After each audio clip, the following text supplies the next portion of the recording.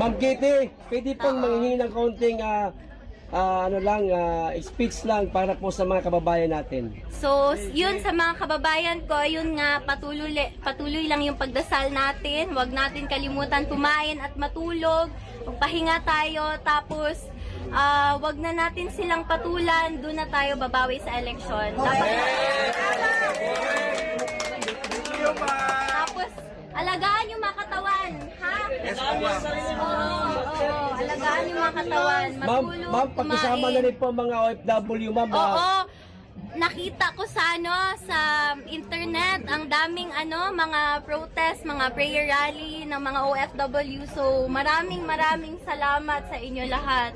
Yes, ma'am. So malaking bagay to para sa akin at sa pamilya ko. Kasi wala kaming hinihingi, yung dasal nyo lang, yun lang, okay na kami dun. Dasal at suporta, yun lang talaga. Mag-vitamins kayo ha, may vitamins dito. Maraming salamat sa vitamins, ma'am. Oo. Hindi yan, donation yan. Donation pala. Oo, salamat sa inyo. Salamat. Ma'am, wala pa ko'y tulog, ma'am. Ma'am Kitty. Itum na kayo akong diri kay dili man to ka skincare kay busy kayo ko ba, no? Ma'am, sa tinutagay lang, ma'am. Ma'am, sa tinutagay lang, ma'am. Lugar sa ipaabuti mo, ma'am, oh.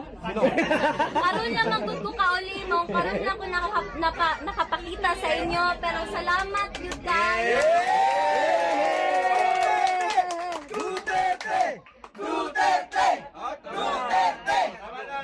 Kita mo undang hadid yung tamo undang. Sa makauli siya. Yes! Ang gusto lang niya makauli sa Davao, kana ra yang gusto. Pohon. Maglitsyon lang pa. Oo. Ay, makauli si Tata Digong. Na Coke Zero, malipay na siya. Kasi walay lechon, oo. Pero gipalitan naman mo sa sakong ate, o Coke Zero dito. Ang problema ato niya, abusado man mag Coke Zero. Nakakaya ng artificial na chemical, di ba? Sa kaadlaw, kapila mag Coke Zero. Dili Ma'am na po Kitty, siya hindi na po ba kayo maayo. babalik doon sa dahig, sa Netherlands? Dili pa ko ingon karon sir, pero sige lang, makita lang ninyo. So, sige lang, ano lang ta. Sa subaybay lang ta sa mga balita. Tapos, dapat alert ta, pirmi, kabalo ta sa unsay panghitabo sa atong surroundings. So, kato lang gyud, ampo lang gyud ta, and dili ta muundang. Salamat kayo, salamat.